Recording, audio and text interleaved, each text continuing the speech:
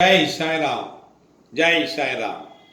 என் அன்பு குழந்தையே, வாழ்க்கையில் தேடும் ஒன்று உன்னை விட்டு தள்ளி செல்லுகிறது என்று யோசிக்கிறாயா?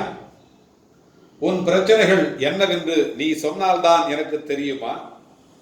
உனக்கு உள்ளேதானே நான் இருக்கிறேன். உனக்கு புலப்படவில்லையா?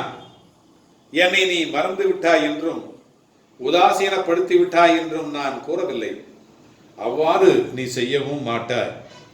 ஆனால் என்னிடம் பேசும்போது நடந்து முடிந்த கஷ்டத்தை பற்றிய புலம்பல் மட்டுமே கூறுகின்றாய். நான் உங்களிடத்தில் புலம்பக்கூடாதா என்று தானே உன் மனத்தில் கேள்வி எழுகிறது. நான் உன்னிடம் அப்படி கூறுவேனா? முடிந்ததை புலம்பி நீ என்ன சாதித்தாய்? அதைத்தான் உன்னிடத்தில் சொல்ல வருகிறேன். என் துணை எப்பொழுதும் உனக்கு இருக்கும்.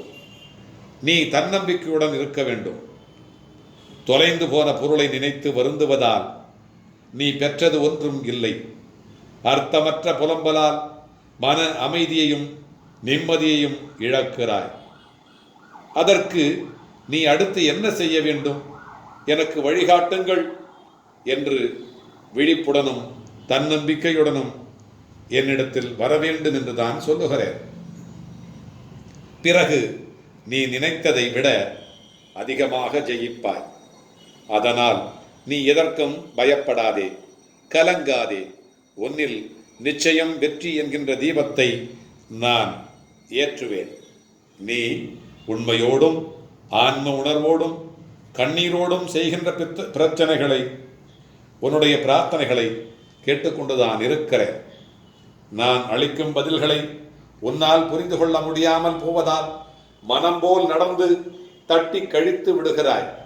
பலனை நீ அடைய முடிவதில்லை. உன் விருப்பப்படி நடக்கவும் வாழவும் உனக்கு சுதந்திரம் கொடுத்திருக்கிறேன். அதனால்தான் என்னை புரியாமலும் கீழ்படியாமலும் உன்னால் சுயமாக நடக்க முடிகிறது.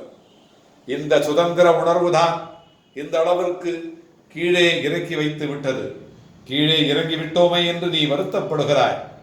கீழே வந்துவிட்ட போதும் உன்னை நினைத்து நான் பெருமைப்படுகிறேன்.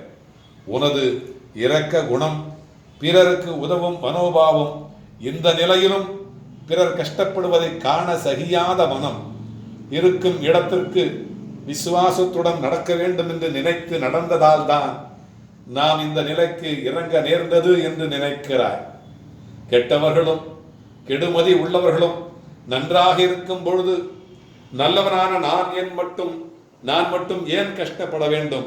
கஷ்டத்தை மட்டும் ஏன் கடவுள் எங்களுக்கு தர வேண்டும் என நினைக்கிறாய். உன்னை போல நல்லவர்களும் இதே போலத்தான் புலம்புகிறார்கள். நல்லவர்கள் புலம்புவது தொடர் கதைதான். நான் உன்னிடம் பிரத்யட்சமாக விளங்க வேண்டும் என்றால் நீ கஷ்டப்பட்டுதான் ஆக வேண்டும். ஏனெனில் நல்லவர்கள் மனத்தில் மட்டுமே நான் வாழ முடியும்.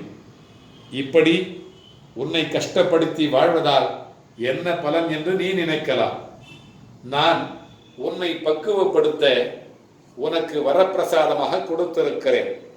உன்னுடைய தகுதிக்கும் தாங்கும் சக்திக்கும் ஏற்பத்தான் கஷ்டத்தை தருகிறேன். இதை உன்னால் சமாளிக்க முடியும் என்று தெரிந்த பிறகே உனக்கு கஷ்டத்தை தருகிறேன். இப்போது நீ வேகமாக செயல்பட வேண்டும்.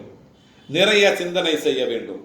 இதன் மூலம் இப்போதுள்ள நிலையை விட பல மடங்கு உயர்வடைய வேண்டும் என்பதற்காகவே இதை உனக்கு நான் கொடுத்திருக்கிறேன். இருள் நீங்கி பிரம்ம முகூர்த்தம் ஆரம்பமாகிவிட்டது. அப்படியே உனது கஷ்டங்களும் பிரச்சனைகளும் முடிந்து போகும். எல்லா துன்பங்களும் விலகி புத்துணர்வோடு நீ இருக்கப் போகிறாய். சோர்ந்து போகாதே, தைரியமாக இரு. நான் குரு என்பதை உணர்ந்து நீ இருக்கிறாயா இல்லையா? குருவின் வேலை மாணாக்கனுக்கு உணவூட்டி உறங்க வைப்பதா? இல்லையே, அவனுக்கு பல வழிகளில் பயிற்சி தருவதுதானே. எனது சோதனைகள் உன்னை அழிப்பதற்காக அல்ல, நடைமுறை வாழ்க்கையை நீ நன்றாக உணர்வதற்காக. இந்த உணர்ந்து கொள்ளுதல் எப்பொழுதும் உள்ளத்தில் இருந்தால் பிற்காலத்தில் இத்தகைய நிலையை நீ சந்திக்க நேர்ந்தால் எச்சரிக்கையாக இருப்பாய். அதற்காக தேர்வுகளை முன்னதாகவே நான் வழங்குகின்றேன். குழந்தை நன்றாக நடக்க பயிற்சி தரப்படுவதைப் போலத்தான் ஒவ்வொரு நபருக்கும் பயிற்சி தரப்படுகிறது.